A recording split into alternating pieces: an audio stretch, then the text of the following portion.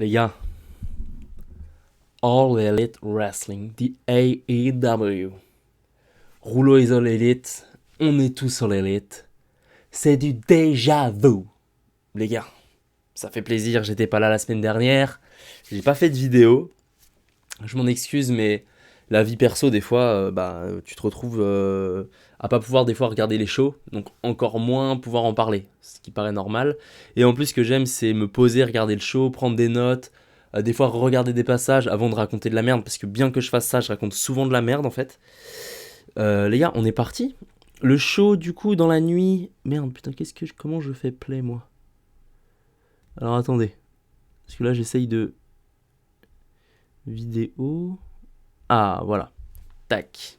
C'est parti. C'était le show dans la nuit du mercredi au jeudi. Donc ça tombait le jeudi 21. Non, le mercredi 21, c'est ça. Le mercredi 21 septembre 2022, les gars. J'ai mis Bayan et Big Cass. Je voulais mettre Brian. Je voulais mettre Brian. Alors attendez, hop. Brian, ça s'écrit comme ça ou c'est avec un... C'est avec un I. Brian. Brian. Daniel Bryan. Daniel Bryan. Attendez, je vérifie, je suis fou moi. Daniel Bryan, ça s'écrit comment Daniel Bryan Danielson, non c'est ça? Je suis un ouf moi, c'est comme ça, hein, je suis fou moi. Donc, Brian et Big Cass. Alors, qui, après leur SummerSlam 2018, pouvait penser que j'allais foutre ces deux noms-là? Si je mets ces deux noms-là, c'est que je vais en parler en bien. C'est que je suis agréablement surpris en fait de ce qu'ils ont fait dans le show. Alors, William Morrissey a juste eu un tout petit passage au final dans le show. Mais Brian, trop cool, j'adore, absolument fan. Et j'adore ce qu'ils font avec Morrissey en fait en ce moment. Donc je suis très content de ce qui se passe. Vous avez sous les yeux le premier match de la soirée, l'opener, Claudio Castagnoli contre Y2J, Chris Jericho, le Wizard en ce moment. Alors il change de blase tous les mois. Donc le Wizard. Donc gros opener, hein, du Star Power. On a beau dire, Cesaro, j'aime pas Cesaro, c'est un fait, j'aime pas du tout ce catcheur, j'aime pas ce qu'il dégage, je trouve qu'il n'a aucun charisme, il a rien. Voilà, je suis vraiment pas fan du gars, mais on peut pas reprocher le fait qu'il y ait du Star Power de par sa visibilité dans le business en fait. Le mec, il avait passé plus de 10 ans chez WWE, donc forcément il est connu par tout le monde, donc il attire du monde. Et bien qu'il ait un moveset horrible, selon moi, par ses manchettes portées à l'européenne, un sharpshooter qui fait abandonner personne, ses coups d'hélicoptère dans tous les sens qui n'ont rien à voir avec le Blackpool Combat Club, du moins l'âme du Blackpool Combat Club. Et essayez juste de faire un parallèle entre le Brian qu'on a eu ce soir et le Cesaro boulet qu'on a là. Mais ils peuvent pas faire partie du même clan, c'est pas possible. Déjà, Brian il arrive du côté des heels quand il descend la rampe d'entrée. Cesaro il arrive du côté des face, Moxley il arrive du public, et Utah il se fait défoncer par MJF. Donc t'as l'impression qu'en fait les mecs ils se connaissent pas en fait. C'est fantastique.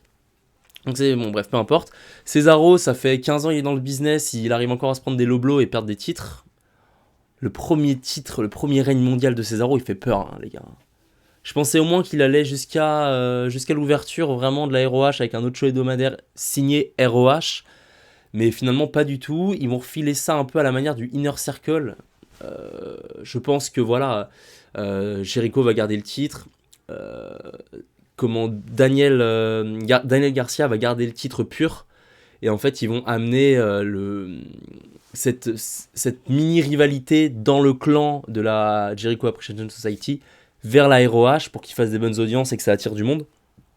À la manière du Inner Circle quand Dynamite avait commencé ses shows hebdomadaires en fait. Donc moi je trouve que c'est bien, je pense que c'est la bonne idée. Cesaro va falloir qu'il se renouvelle, va falloir trouver quelque chose à faire. Ça va être... Il y a peut-être quelque chose à faire maintenant qu'il y a il y a des choses qui se trament au sein du Blackpool Combat Club, avec Utah du coup du côté d'MJF, peut-être des matchs par équipe entre MJF, Morrissey contre Utah et Cesaro, peut-être. Ça peut être une solution. La rivalité en interne qui s'instaure entre Moxley et Bryan, on sent. La fin du show est plutôt intéressante. Mais en tout cas, gros match. Voilà, le fait que, pour ceux qui ont regardé Rampage, je vais parler de Rampage à la fin du show, à la fin de ma review, quoi. Mais Jericho qui commente Rampage, absolument incroyable, parce que je ne sais plus qui porte un coup dans les couilles. Ici, c'est dans le match Hobbs contre Ricky Starks, en fait, ils se mettent des coups mutuellement dans les couilles, et Jericho hallucine en commentaire, enfin dans les commentaires, en disant mais comment ils peuvent faire ça dans un match de catch, enfin c'est honteux. Alors que lui gagne le titre grâce à ça, donc c'est plutôt drôle. C'est fort, voilà, ce Jericho est trop fort. Jericho a plus de 50 ans, les gars, 52, et en fait il est trop fort, quoi. Il a un moveset de fou furieux, il arrive à se renouveler, il a de l'impact, il a une shape, il arrive à raconter des belles histoires, il est divertissant. Enfin, c'est fantastique. Quand tu vois Goldberg qui fait le pin contre le Fiend en 2020, 2019, c'est horrible. 2020. C'est horrible. Et là, c'est génial, en fait, ce qui se passe. C'est magnifique. Jericho est trop fort, il porte la compagnie, il arrive à instaurer un climat backstage. Mais c'est pas un part-timer, il est là tout le temps, quoi. Enfin, c'est exceptionnel. C'est trop cool. Donc voilà, je vais vous mettre la fin du match, les gars. Bon, on va s'y approcher, hein. Oh, même les crosslines de César, honnêtement. Bon, après, tu me diras, Jericho les vend pas spécialement aussi. Il est pas non plus. C'est pas non plus le meilleur vendeur de prise de l'histoire, Jericho. Du moins, en ce moment, j'ai pas le souvenir que ce soit un gros vendeur de prise. Mais. Bon, Audrey, je sais plus comment, là, qui est sur tous les matchs de Jericho, je trouve qu'elle se méfie pas assez. Là, le coup dans les couilles. Enfin, on va parler de ça, parce que là, ça se voit qu'il s'est pris un coup dans les couilles. Ils auraient pu annuler la. Ils auraient pu annuler le gagnant, ils auraient pu rendre le titre à Cesaro, étant donné qu'ils l'ont fait à Rampage entre Guevara et comment il s'appelle, Eddie Kingston. Donc pourquoi là est-ce qu'il garde le titre, je sais pas. Mais bon, il est 8 fois champion, ils le vendent comme ça, il a cité WWE et WCW dans une promo, je sais plus quand est-ce que c'était la semaine dernière je crois. Étant donné que j'ai pas pu regarder le show, j'ai cru entendre ça, j'ai vu l'extrait, mais je sais plus de quand est-ce que ça date. Donc voilà. Mais très très content. Jericho, ça le relance. Cesaro, on verra bien. Prochain step. Peut-être une rivalité sans titre, où tu vas vraiment voir la vraie personnalité de Cesaro qu'on attend depuis 15 ans en fait. Donc voilà, à voir. À la fin, le JS qui vient féliciter Cesaro, féliciter Jericho, avec Garcia qui est derrière avec son championnat pur et qui se met un petit peu en retrait parce qu'il laisse en fait en suspens. Enfin, en suspens, il laisse un suspense en fait sur leur rivalité, voir où ça va mener, c'est très intéressant. Les gars, la suite. Ah putain, c'est cette prise de titre, je crois. Oh my god. Ce match encore, hein. Aussi bon que le premier, avec la prise de titre, ils sont chez eux, The Acclaimed. Magnifique. Je sais que quand Kisly avait pris le titre, il avait fait un speech hyper émouvant de Babyface en disant qu'il le dédiait à son meilleur pote qui était pas en forme. Je sais plus s'il était décédé ou pas, je crois pas, mais il disait que voilà, c'était quand même assez compliqué. Ils avaient eu. Franchement, la réaction des gens quand ils avaient pris le titre, Swerve et Kisly, c'était super. Ils ont vraiment. En fait, ils ont turn mutuellement pendant leur règne, et ça, c'est quand même relativement assez rare parce qu'il n'y avait pas eu de fait marquant de heal en soi. Swerve un petit peu. Il y a une bisbille entre les deux sur le long. Depuis que leur team est créé, tu sais que ça va se séparer, que ça va pas tenir, tu vois. Mais c'est trop cool qu'il leur ait donné le titre, qui est un espèce de suspense tout du long, avec une alchimie qui est innée, le charisme de Swerve, avec le talent de Kisly, avec des workers comme The Acclaim qui arrivent à EW, ils ont réussi à créer des stars, mais what the fuck, les stars qu'ils ont créées, c'est exceptionnel. Billy Gunn, qui était déjà en 1999 dans le puits pour le PW Illustrated, Pro Wrestling Illustrated. Ah, je ne sais plus ce que ça veut dire, le PWI là. Mais il était déjà dans le puits en 99, et là, il est bien placé dans le puits, Billy Gunn. Et c'est trop cool. Et The Acclaim, ce qu'ils ont créé, McCaster, Anthony Bowens, enfin, c'est exceptionnel. Bravo à eux, bien qu'ils aient pas des moves de fou, mais ils ont un charisme. C'est énorme. Franchement, ce qu'ils ont créé, c'est fou. Ils vendent trop bien. Swerve, il a de quoi aller challenger des main eventers dans 6 mois. Je pense que là, la brochette Utah, Garcia, Swerve, ils ont vraiment ils ont su se renouveler après MJF, Jungle Boy,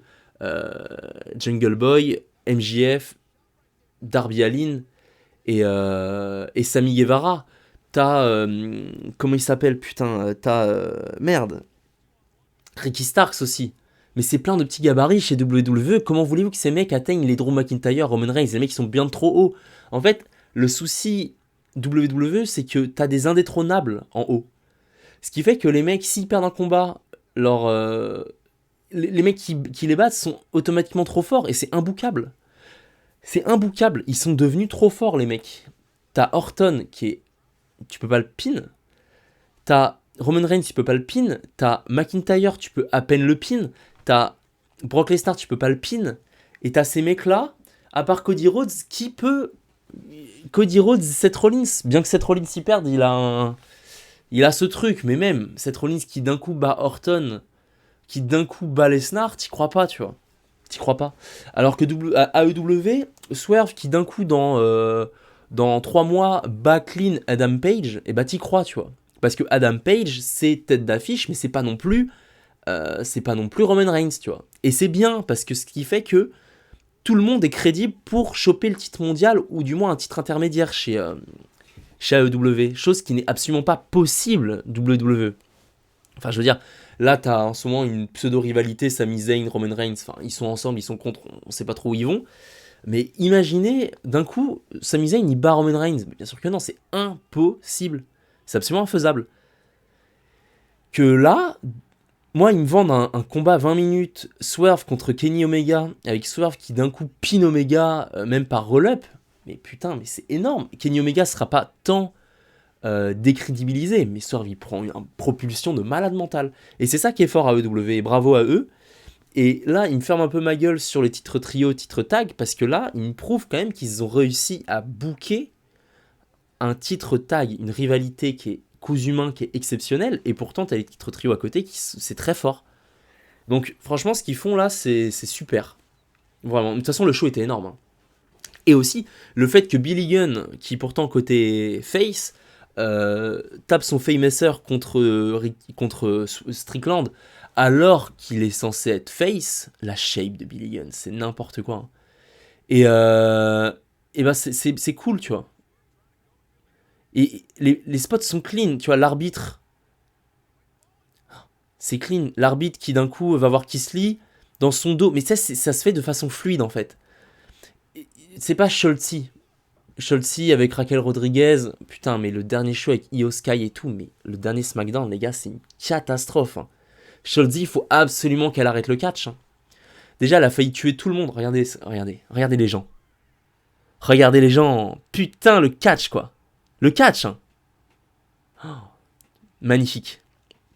Non, magnifique, les gars. Mais c'est magnifique. Putain, The Acclaimed, j'aurais dû les mettre, là. Avec Brian et Big Cass, j'aurais dû mettre The Acclaimed. Incroyable. Putain, c'est trop fort. Alors, il y en a qui disent que Future Star en devenir... bon, les gens disparaissent de Montesford, il est pas dans le pouille. Alors, ça, c'est rigolo. Mais non, je pense pas. Je sais pas. Je pense pas qu'ils iront en solo. Je pense qu'il y a d'autres gens à passer avant. Pour moi, les Buddy Matthews, des Andrade ont leur place. Les Miro ont leur place avant The Acclaimed en solo. Je pense que The Acclaimed, faut qu'il ponce la tag team.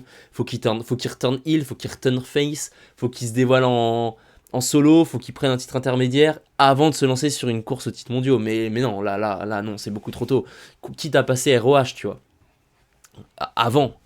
Mais non, faut qu'ils restent tag team. Ils sont bien. Il faut pas aller trop vite, ça fait que 1 an, et c'est quelque chose qu'ils font bien avec Hook, qui est très jeune.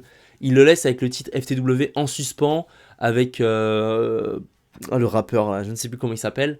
Et bah c'est très bien, parce qu'il le laisse en suspens, il est très jeune, et le dévoiler tout de suite, aller taper des matchs de 20 minutes contre Pac, ce serait cool, on a hâte de voir ça, on a hâte de voir vendre, mais ce serait trop vite le dévoiler.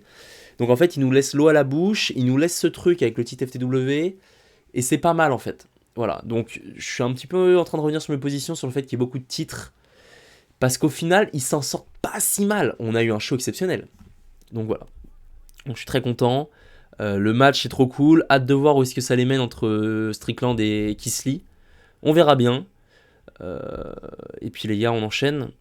Alors qu'est-ce que c'est que ça déjà ? Je crois que c'est le segment Utah MJF. J'ai pas grand chose à dire, bien que Utah, putain, merde. Utah que j'adore, mais là il se fait bouffer au mic. Et un face qui se fait bouffer au micro par un heel, il a rien à dire, hein. Les gens le suivent pas, MJF le sait. MJF qui reste kayfabe, bah c'est trop fort. En fait, c'est imprenable. Parce que tu peux pas en fait briser le quatrième mur comme le faisait Cena contre Roman Reigns en 2017. Cena baise Reigns dans la promo parce qu'il baise le quatrième mur et c'est dégueulasse de faire ça. Mais en fait, contre MJF, comme le kayfabe, comme il vit le kayfabe à fond, MJF, tu peux pas faire ça. Parce que le mec, en fait, dans la vraie vie, c'est lui. Il le vend comme ça, et ce qui est génial. Donc en fait, en promo, il est imprenable. Il est imprenable, et les gens sont trop... Enfin, il se fait cheer parce que c'est trop fort, en fait. Il se fait cheer, et c'est pas... Il se fait pas cheer à la manière d'un Adam Cole, qui en fait joue le mec cool, bien qu'il soit heel. Là, il fait le fist up, et il se fait quand même cheer, tu vois. Putain, c'est énorme, c'est énorme. Et Utah, à côté, ça faisait un peu Utah best friend, tu vois. C'est pas le Utah BCC, c'était Utah des best friends qu'on a vu. C'était dur, et en plus, je pense qu'il va perdre contre une rivalité de transi contre MJF. J'aurais pas mis Utah, hein. J'aurais pas mis Utah. J'aurais mis Cesaro en grand bonnet, en grand simplet contre MJF, tu vois.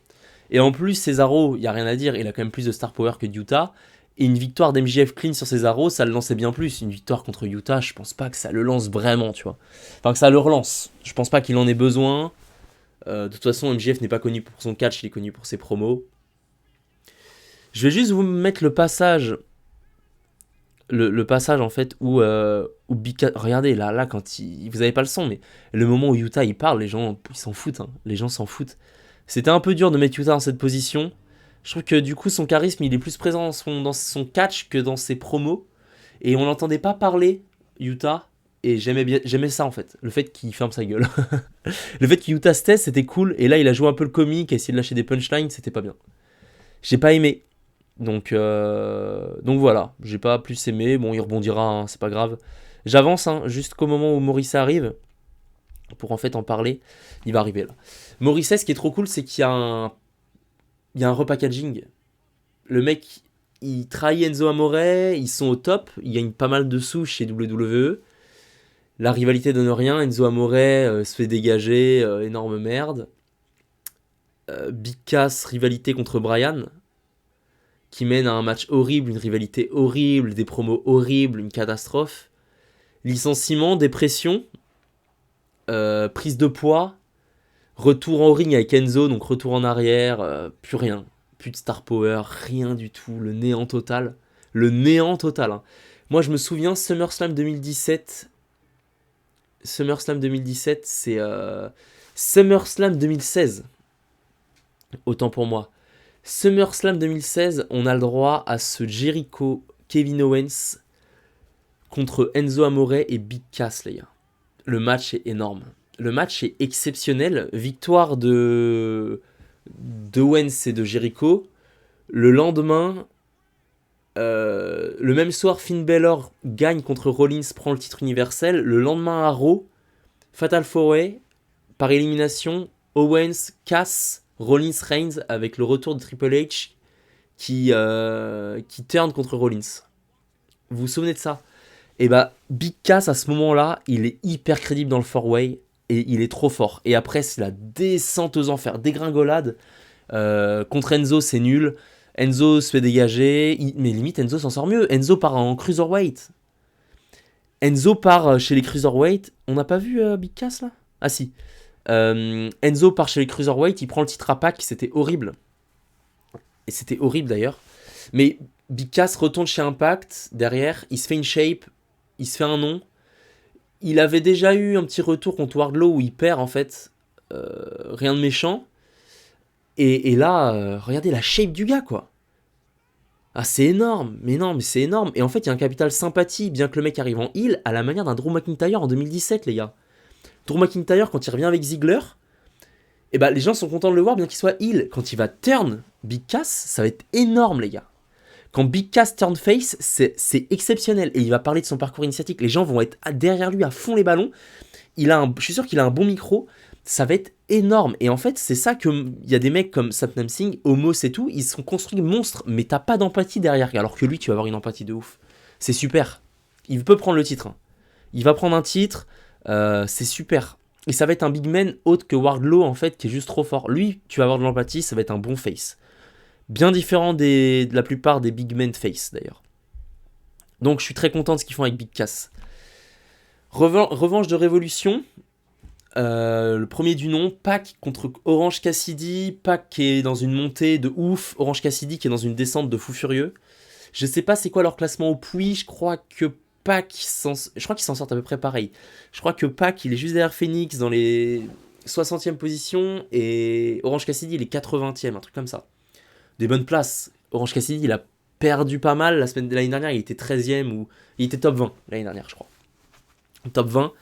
Mais tu sens que là, va falloir que ça avance, Orange Cassidy, parce qu'avec les Best Friends, d'accord, les championnats trio, d'accord, le championnat All Atlantic, d'accord, c'est quoi la suite? Non, il faut qu'ils trouvent quelque chose, mais ils peuvent pas le turn heel.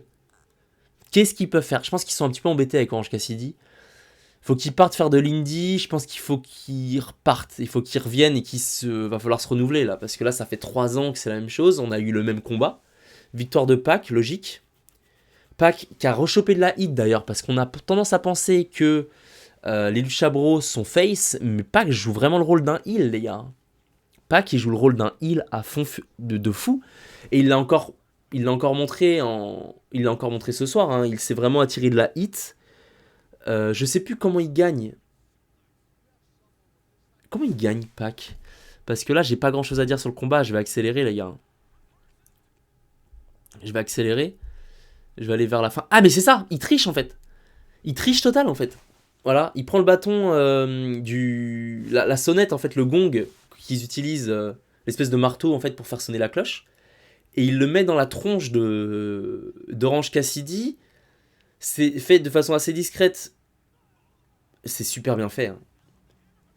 C'est super bien fait. Pardon. Et derrière, bah, il le balance sur le truc. Et en fait, c'est il. Il s'en fout, Pac. Il veut gagner. Regardez les gens, est-ce qu'il y a une pop? Bah non. Et c'est bien. Parce que Pac, il était trop portrayé face, en fait. Et là, non, moi je suis heel. Et je l'adore. Et c'est pour ça que c'est un de mes catcheurs préférés avec Brian sur ce putain de show. Et j'aurais dû le mettre, encore une fois, j'aurais dû mettre The Acclaim des Pac dans le truc. Mais en fait, c'est des mecs, selon leur adversaire, ils vont se comporter de façon différente. Et c'est super. Quand il est dans un match contre United Imperium, United Kingdom, je fais un mélange de fou. Et bah, c'est le face parce qu'il veut pas perdre contre Will Ospreay, qui est le heel un peu salaud. Mais contre Orange Cassidy, il veut pas perdre contre un fist up de face qui a les mains dans les poches. Donc en fait, là, c'est le heel en soi, s'il faut mettre des noms sur les gars. C'est super. Bah, c'est super. Donc voilà, moi je suis fan de Pac. Les gens l'aiment pour ce qu'il est et pas pour en fait. En fait, les gens l'aiment pour sa personnalité et pas pour il est face, il est heel en fait. C'est un twinner, c'est génial. C'est génial. La suite, les gars. Donc le championnat All Atlantic. En fait, je préférerais qu'il soit mixé avec le TNT et qu'il y ait une pseudo-rivalité entre Wardlow et Pac, ce serait trop bien. Ce serait exceptionnel une rivalité Wardlow-Pac. Hein. Putain. Bon, là je vais vous le mettre, mais en soi on s'en fout, Voilà, bon. Vous savez, je suis désolé. Je bosse 50 heures par semaine, d'accord? Avec mon métier. J'ai du temps de route, mais on a tous on a tous ça. Je suis pas en train de me plaindre, mais j'essaye de regarder Raw, j'essaye de regarder un peu SmackDown, j'essaye de suivre de loin NXT, j'essaye de regarder les résultats d'Impact, j'essaye de regarder les résultats de la New Japan, j'essaye de regarder ce qui se passe un peu en France, j'essaye, d'accord? Je n'ai pas le temps de regarder des four-way féminins de merde. Voilà. J'aime pas ça. Voilà. Qu'est-ce que vous voulez que je vous dise? Je trouve que Tony Storm n'a pas ne dégage pas grand chose pour moi. C'est pas mal pourtant quand je regarde. Pourquoi je regarde pas? C'est bien, hein. Mais en fait, je trouve que, je sais pas, pourquoi je regarde pas? Putain, mais c'est bien! C'est vachement bien depuis tout à l'heure. Ah putain, je suis une personne vraiment catastrophique, hein. Je suis horrible, hein. Mais c'est vrai que je regarde pas. Je regarde pas beaucoup le catch féminin parce que j'ai des a priori. C'est bête, hein. Je reconnais, mais il faut que je regarde. Il faut que je m'y mette. Et le fait de revenir, de faire revenir Paige, je sais pas si ça me donne envie de regarder, hein. En fait, le problème, c'est que ce match, il est bien. Il a l'air bien. Je dis ça, en fait, je l'ai entre-regardé. Je l'ai pas vraiment regardé. Et j'étais en train de manger en même temps, je préparais à bouffer, je l'ai pas vraiment regardé. Mais Tony Storm, je suis pas fan, j'aime pas son finish. Britt Baker, elle m'a trop saoulé quand elle était championne. Serena Deeb, ça va, mais je suis pas fan du gimmick. Jimmy Hater, c'est cool. J'aurais regardé si elle avait pris le titre. J'aurais beaucoup plus regardé si elle avait pris le titre au dernier pay-per-view. Paige. Paige. Oh, les gars. Oh. Paige, je sais pas. Moi, j'ai un souvenir Pornhub de Paige, en fait. C'est tout. C'est le seul souvenir que j'ai de Paige. Et elle arrive, elle tire la langue. Et c'est un souvenir hyper sexuel que j'ai de Paige. C'est horrible, hein, mais c'est vrai. Je garde pas un souvenir autre que le titre NXT rempli de musper, en fait. J'ai pas d'autres images. J'ai pas d'autres images. Donc, je suis pas hype et je suis pas sûr que ce soit le star power qu'il faut pour relancer ou pour lancer la division féminine. Oh, c'est pas bien ça. On dirait un match de Cesaro là. Mais, putain, mais elles peuvent se décrocher, hein. Elles le font pas. Oh. Accident de voiture, on dirait Cesaro ladder match. Athéna, c'est nul, hein. Oh là là. C'est nul. C'est nul. Je suis vraiment pas fan, les gars. Je suis désolé, hein. J'adorerais aimer. Mais quand je vois Scholzy. Oh là là, c'est téléphoné. Putain, c'est pas bien. Non, non, c'est pas top. Non, franchement, c'est pas top, les gars. Sans déconner, c'est vraiment pas top. Moi, je suis désolé, je suis fan de catch, je montre pas ça à mes potes. Non, non, bon, bref. Donc, retour de Page, je sais pas à quoi m'attendre. Va y avoir ça va ramener des audiences. De toute façon, ils font des très très très bonnes audiences. Quelqu'un a la réponse pourquoi Raw fait des audiences de merde là? Pourquoi Raw fait des audiences de merde? 1,6 million. Ah! Alors qu'ils tapent le 1,1 million Dynamite. Ah bah bravo à eux, putain. Sans les Bucks, sans Omega, sans Punk, qui tapent des putains de scores, hein, ça fait plaisir. Hein. Franchement, ça fait plaisir. Donc écoute, si Page, et en plus, dans le catch, c'est un truc de ouf, ils ont dû s'en plein la gueule, ils s'essuient pas, les mecs. Ça gêne, essuyez-vous. Non, non, là, elle en a de la sauce plein la gueule. C'est-à-dire que quand elle va au resto, si elle renverse tout son ketchup sur sa gueule, Britt Baker, elle laisse et elle attend, tu sais, le dessert. Enlève! Essuie-toi, quoi. Essuie-toi! Ça te gêne, c'est sûr et certain, mais c'est parce que pour la télévision, ça paraît badass. On sait, Baker, on sait. C'est bon, on sait. Donc bref. Saraya arrive. Et puis elle tire la langue. Oh la putain, la langue de fou furieux, quoi. C'est du... Qu'est-ce que c'est que ça, quoi? Un espèce de... Enfin bref. Pas de jugement, les gars, j'abuse de ouf. Hein. Non, mais je le sais, hein, je suis horrible. J'essaye d'être divertissant aussi, bordel. J'essaye, j'arrive pas. Pour la suite, les gars. Qu'est-ce que c'est que la suite? It's time for the main event. Les gars. Brian contre Moxley, c'était énorme. Mais je m'étais fait spoil. Le résultat, donc déçu. Mais je me suis dit comment ils vont l'amener. Et ils l'ont amené de façon hyper clean. Brian, il perd, quoi. Brian perd beaucoup, mais il perd pas en star power. Oh. Brian, plus il perd, plus t'as d'idées pour la suite. C'est-à-dire que Hobbs, il perd contre Stark à Rampage, t'as pas d'idées. Brian, il perd, t'as 1000 idées. Parce que la fin... Putain, qui s'attendait à une espèce de distorsion là-dedans dans le Blackpool Combat Club alors que c'est Brian qui a voulu le créer. Et là, Au moment où Moxley il gagne le titre, il l'enlève de son épaule, il dégage à moitié rigole, et c'est trop bien, quoi. Et le match est trop cool parce que Bryan, il a ce côté heel, ce catch heel chez AEW qui est exceptionnel. Et c'est une chose que j'ai pas spécialement aimé dans la pseudo-rivalité avec Jericho, avec Daniel Garcia on the pole match. Et bah, le fait qu'il y ait Daniel Garcia là-dedans, et bah, il y avait un côté très Bryan face avec sa tête de gentil, qui rigole, qui trouve ça divertissant, la bisbille entre Daniel Garcia et Jericho. Et voilà, j'étais pas spécialement fan, mais contre Page, c'était énorme. Et là, contre Moxley, c'est énorme. C'est énorme comment il se comporte. Au départ, Moxley il retient vite fait ses coups et Bryan il lui met des chops, mon gars. Des atémies, mais. Oh, mais un truc, mais le bruit, mais. Oh, qu'est-ce qui se passe? Il le claque, il réveille Moxley, il lui dit allez, on va se foutre sur la gueule. Et c'est génialissime, les gars. Non, c'est super. Bryan, il arrive côté heel. Grosse domination de Bryan. Des gros atémies. MJF est trop divertissant dans ses réactions, il est en haut, c'est génial avec son... Enfin, et c'est du catch à AEW, tu sens qu'il y a de la lutte. Il n'y a pas vraiment de catch comme ça à WWE, c'est de la vraie lutte, t'as des prises, t'as des coups de poing, t'as des coups d'avant-bras, t'as des prises au sol, de la soumission. Et c'est génial, parce que sur n'importe quelle soumission, tu peux y croire dans des matchs comme ça, étant donné que tu vas pas avoir prise de soumission... Là, non, mais tout est millimétré. Rien n'est laissé au hasard, les transitions sont trop belles. Moxley qui fait un stomp en référence à Rollins, il l'avait déjà fait contre Ospreay. C'est génial. C'est génial. Je trouve ça absolument magnifique.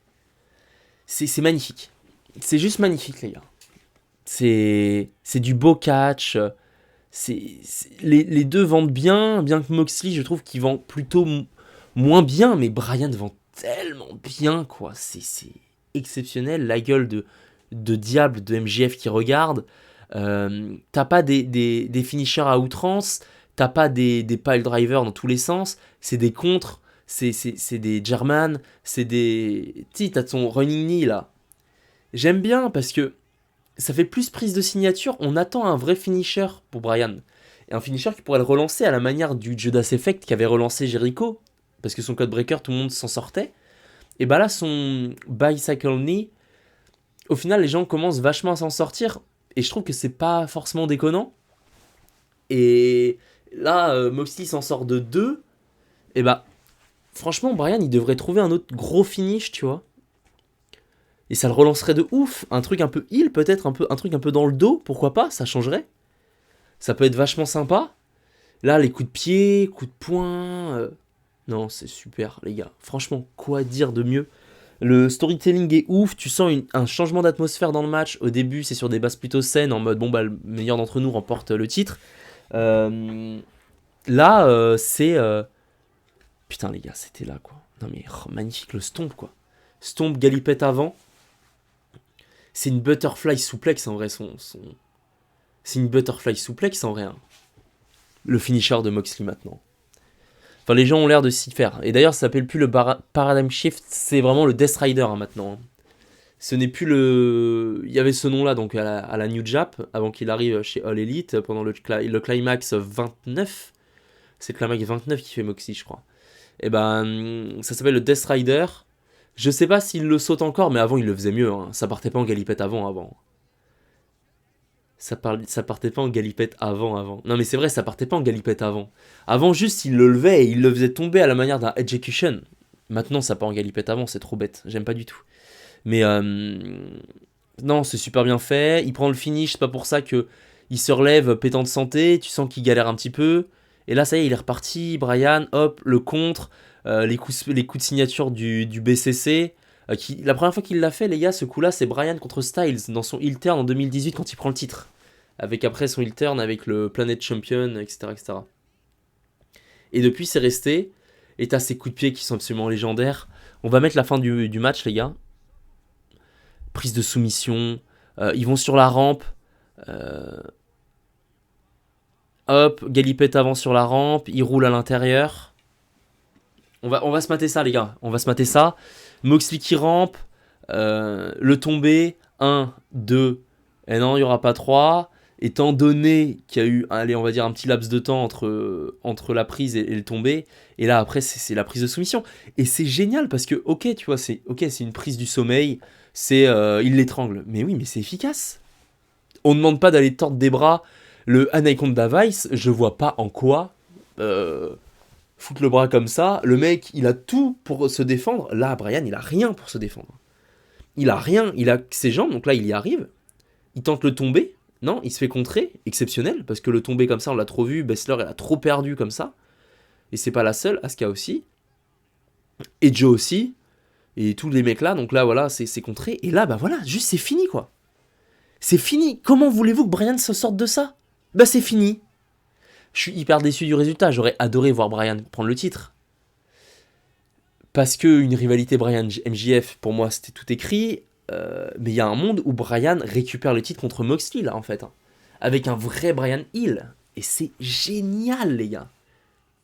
Et après, il peut y avoir la vanne du, oui, d'accord, Moxley, il a 3 titres, mais il a 2 défaites, il a pas de défense. Regal qui arrive, on se mate la fin, les gars. La chaîne a coupé hyper vite, d'ailleurs. Hein. La diffusion, après ça a été très court. Hein. Ça a été très court. L'autre, avec son petit NWO, il a fait chier tout le monde pendant le show. Abusé. Donc voilà, Brian qui... On sent qu'il y a... Tu vois? Et ça coupe comme ça. C'est génial. Mais j'ai hâte à la semaine prochaine. Putain, mais merci à EW. Oh, merci beaucoup. Mon Dieu, merci. On va parler de Rampage un petit peu, les gars. Alors, je suis désolé, la vidéo va être tellement longue. Mais c'est pas grave, on va parler un peu de Rampage avec notre bon Tony Schiavone. On va parler de Rampage. Donc, Rampage, alors parce que j'avais ouvert un truc. Donc ça commence par quel match déjà? Oui, c'était le Sting Darby Allin contre le House of Black. Alors, pour être honnête, je n'étais pas là dans les années 80. Donc, je ne sais pas qui est le mec qui est venu pour confronter Sting. Je sais qu'il s'appelle... il s'appelle... Oui, c'est ça, c'est le... Great Muta. Mais les gars, je suis désolé, je suis fan de catch, mais je connais pas tout. Bah non, je connais pas tout. C'est peut-être une figure, c'est peut-être un mec hyper légendaire, je ne sais pas qui c'est. Je suis désolé, je ne connais pas. Voilà, donc je ne connais pas. Bon, gros match. Je vais pas rentrer dans les détails, hein, mais gros match. Mais je pense qu'il est temps que Darby Allin et Sting, ça évolue. Je pense que là, voilà, ils ont fait patienter Darby Allin pendant plus d'1 an et demi. Avec Sting, à faire des combats tag et tout. Va falloir que ça passe le next step. Va falloir que Sting, il arrête de prendre toute l'attention sur Darby Allin. Il va falloir que ça avance. Va vraiment falloir que ça avance. Et House of Black... où est-ce qu'ils vont aller maintenant que Malakai Black est un petit peu plus en retrait? Voilà, je trouve que Buddy Matthews, c'est un petit peu dommage ce qu'ils font, mais tu peux pas mettre tout le monde en avant, donc faut que ça tourne. Mais je verrais bien un gros tournoi pour le titre l'Atlantique, avec une grosse rivalité des années après entre Pac et Buddy Matthews, un truc qui remet bien Buddy Matthews dans les compteurs à EW. Grosse blessure de Julia Hart, hein, franchement, mais la chute est terrible, les gars. Oh, la chute est terrible, elle est tombée bien de trop loin. Donc, on verra bien. Matt Menard, Angelo Parker contre Action Bronson, c'est ça. Et Hook. Comme je l'ai dit tout à l'heure, Hook, j'aime bien finalement le fait qu'il soit mis en suspens un petit peu, le fait qu'il soit jeune, le fait qu'ils en montent pas trop, le fait qu'il soit en équipe, le fait qu'il soit hyper populaire. Donc voilà, faut qu'à la manière d'un Sting et de Darby Allin, qui préserve un petit peu Hook, qui le laisse un petit peu en suspens pendant 1 an et demi, et que petit à petit il dévoile sur des shows où il pourrait se retrouver en face à face contre des Pac, contre des Buddy Matthews, contre des Ray Felix, et qu'on mette les choses petit à petit en place. Voilà, c'est ce qu'il faut qu'il fasse. Grosse victoire de Hook. Il a une putain de place sur le puits, donc c'est génial. Tony Nese et Josh Woods contre Wardlow et Samoa Joe. Je trouve que l'association Wardlow-Samoa Joe, elle est étonnante.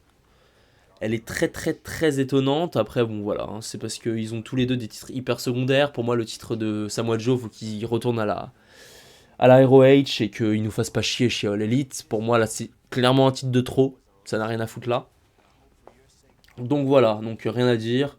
Je pense que vraiment Tony Nese ne fera pas mieux que ce qu'il fait maintenant à la AEW. Il prend ses sous et il joue le jobber de luxe et c'est très bien comme ça. Jungle Boy contre Ray Phoenix, un putain de match de catch, bravo à eux, rien à dire de spécifique. Je pensais pas qu'il ferait gagner Jungle Boy, je pensais que l'intervention aurait lieu pendant le match pour faire gagner Ray Phoenix, finalement non. Ray Phoenix, bon soldat, laisse gagner Jungle Boy, donc franchement c'est cool.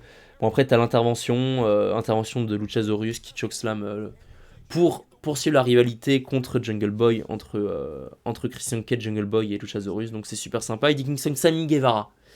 Je sais plus du tout en raccord avec ce qu'il y a écrit là, les gars, c'est juste pour parler un petit peu vite fait de Rampage. Eddie Kingston, Sammy Guevara, et bah c'est cool qu'il l'ait fait. Moi je l'aurais fait sur un Dynamite avec peut-être une promo en plus, étant donné qu'il y avait eu vraiment, ça remonte à pas mal de temps, hein, leur pseudo rivalité entre Kingston et Guevara, parce qu'il y avait eu un problème en interne entre eux. Eddie Kingston avait été suspendu pendant quelques mois, quelques semaines pour ne, je sais pas, pour avoir embrouillé Guevara en coulisses, par rapport au fait que Guevara l'avait insulté de gros porc, je sais pas quoi. Donc bref, victoire d'Eddie Kingston qui finalement s'est reversé parce qu'il lâchait pas la prise à Sammy Guevara alors que le match était déjà fini. Donc j'ai pas trop compris, à voir si ça se prolonge. De toute façon Kingston va sûrement être mis de côté vu qu'il a frappé des officiels. Donc je sais pas trop dans quelle direction ils vont. À voir un petit peu pour la suite. TBS, j'en parle pas, c'est nul. Et le Golden Ticket Battle Royale. Les participants les gars. Rouge, j'aime pas. Jellital, j'ai du mal. Lance Archer, j'adore. Penta El Scuro, j'aime bien. Adam Page, j'adore. Evil Uno, c'est nul. Ten, à voir. John Silver, j'adore. Alex Reynolds, ok. Jake Hager, pourquoi? Qu'est-ce qu'il fout là? Je sais pas. Brian Cage, je savais même pas qu'il existait encore. Matt Hardy, faut pas qu'il court, il y arrive pas. Arya Davari, ok. Dante Martin, j'adore. Chuck Taylor, faut qu'il retourne se faire une shape. Trent Barretta, j'adore. The Blade, The Bloodsher, ok tiers, retourner à Elevation. Danhausen, ok. Cold Carter, je sais pas qui c'est. QT Marshall, ok tiers. Mark Quinn, Issa Cassidy, bah, il serait peut-être temps qu'il se relance un peu crédible dans la division tag. Don Castle, Daniel Garcia. On n'a pas du gros nom, c'est pas spécialement utile, je vois pas pourquoi on a ça. Étant donné qu'il y a déjà MJF en fait qui est aspirant numéro 1, donc tu sais que c'est un truc hyper transitoire. Les Battle Royale c'est jamais bien booké. Celle-là n'est pas bien bookée. Rouge, je sais pas ce qu'il fait dans le carré final. Même dans les deux derniers, c'est pas top. Rouge, moi j'aime pas. Je vois pas pourquoi est-ce qu'on donne la victoire à Adam Page alors qu'il a déjà perdu 150 000 fois des occasions de prendre des titres. Donc je suis pas fan. J'aurais fait gagner un mec comme Ten, j'aurais fait gagner un mec comme Brian Cage, j'aurais fait gagner un mec comme Trent Barretta, j'aurais fait gagner un mec comme